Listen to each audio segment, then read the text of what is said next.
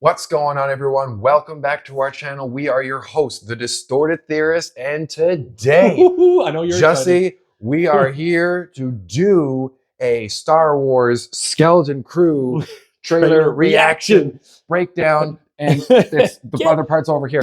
Anyways, coming. But before we do, we do, as always, if you want to support the channel, support our Skeleton Crew.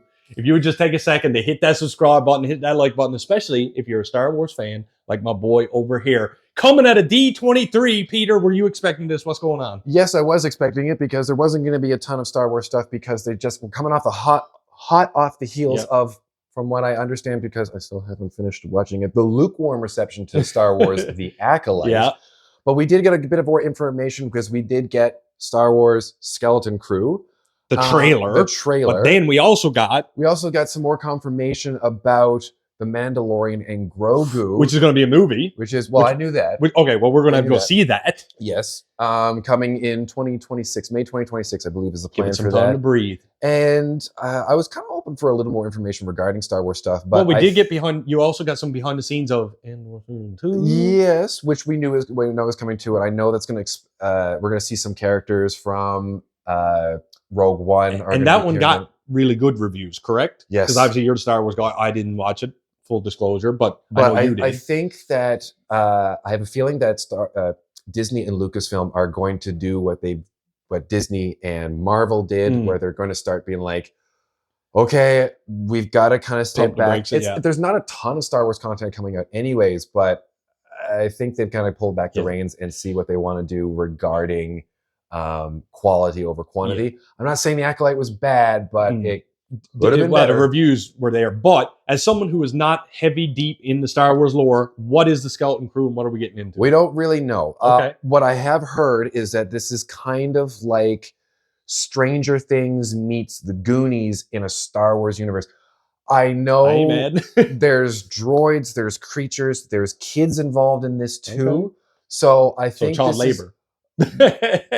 Don't talk about Disney like that. Well, I think this is going to be very similar, or this is going to take a kiddie version to it. It's not going to be as mature as Andor. It's not going to be as totally a bit violent, but with still the kiddie part of it of The Mandalorian. I think this is more so going to be like very, very Goonie-ish, and Goonies never die, as we know. So yeah, the only way to really figure this out is to actually get into Star Wars Skeleton Crew trailer, and then we're going to react. We're going to break it down and something else. And we should do that right now. Yeah.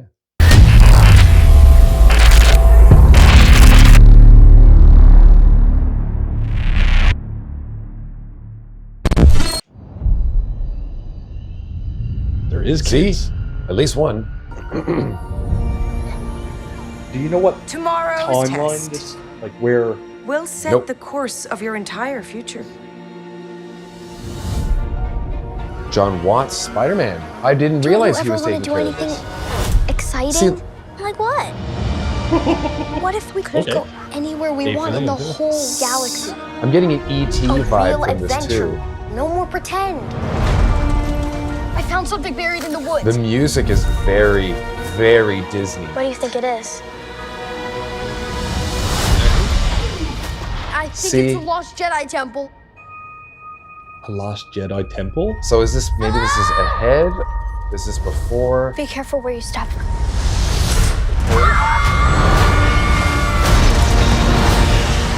Oh, this is Disney all over. Ooh, okay. Okay, yes, I am getting that Goonie vibe. This is getting a very wide version. Really lost. Okay. It looks beautiful though. It's dangerous out there in space. Okay, we got Hagrid. Trust no one. Owl. What a bathroom.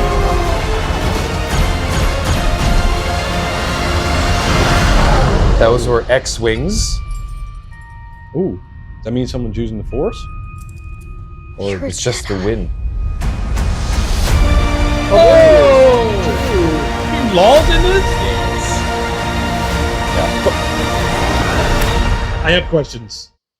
So okay, I do too. Now I knew about Jude Law. That's okay. I didn't. You wouldn't know. I understand. But okay, but my question before you go: do we know who like, is he just playing a Jedi, or is he playing a Jedi that is known in lore? Like, I don't think he's playing somebody that's known. This is what I mean. Like, I don't, and you raised a good question. Okay. I don't know when the timeline is. I don't know if this is before Order 66, if this is after, if this is something, this is going to be far beyond even like the Rey trilogy and whatnot. Wow. I don't know what this is, because let us know if you do. Is he what some people call a gray Jedi? He's just like, I'm sensitive to the Force and I do this stuff, but shh. Yeah. Or again, I don't know. And is this is the other part of it.